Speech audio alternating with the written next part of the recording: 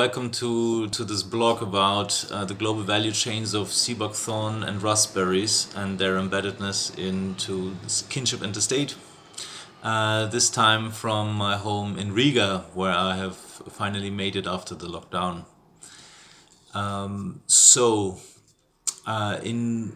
During the pandemic, there was almost a perfect case to prove the point of this project. It happened in Bosnia-Hercegovina, and it is called by some the respirator raspberry conspiracy. So what happened? A simple background: Bosnia is a former Yugoslav republic. It declared independence in 1992 as the last of the republics, and it was immediately assaulted by Croatia and especially Serbia. In a long and bloody war, many people died. It was one of the first wars after World War II within Europe, and it shocked the public at the time. It was ended officially with the Dayton Peace Accords of December 1995, which divided Bosnia-Herzegovina into two entities, the Republika Srpska and the Federation.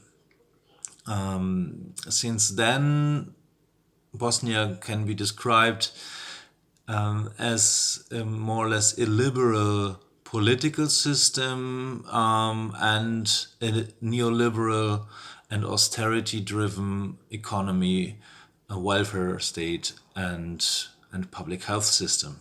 So in this environment, it is no wonder that there was no perfect response for the COVID-19 pandemic. So this is what happened. In 17th of March 2020, a state of emergency was declared, and an emergency task force, which unfortunately didn't even contain members of the Ministry of Health, got the allowance to buy medical staff as needed.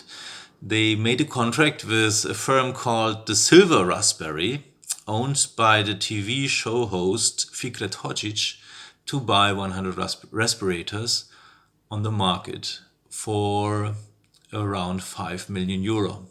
While the market price was 3 million euro, which means that for this deal, Fikret Hodzic could get 2 million euro, more or less, as gain.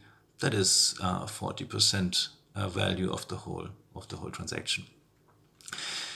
A few days later, on the 24th of April, the first 80 respirators arrived from China on the Sarajevo airport.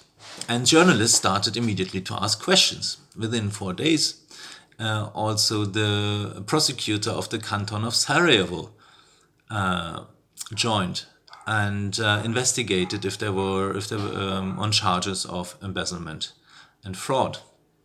So what they found out was that the Silver Raspberry only got cleared to actually import medical staff 4 days after the contract was signed.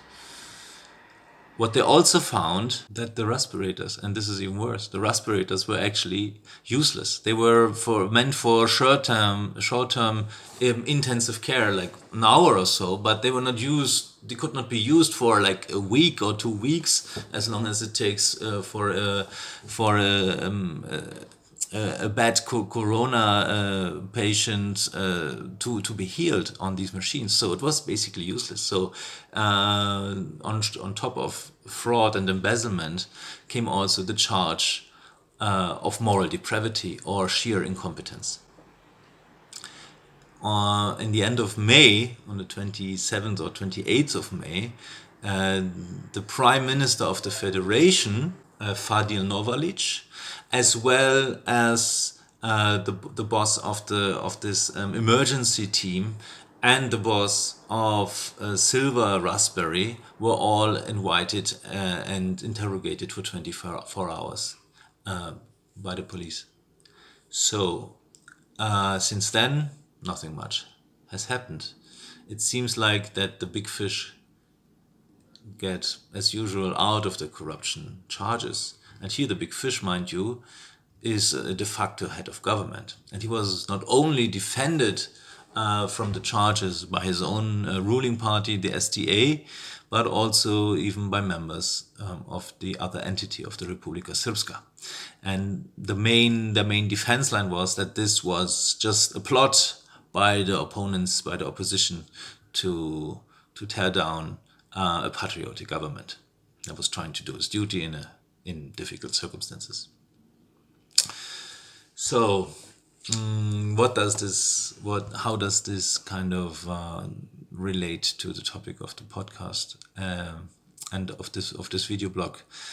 I will borrow the words of the podcasters of Sarajevo Calling, who ran an interesting show on the whole affair in mid-June, who basically said, well, that the 2 million euro are a lot of money and a lot of raspberries.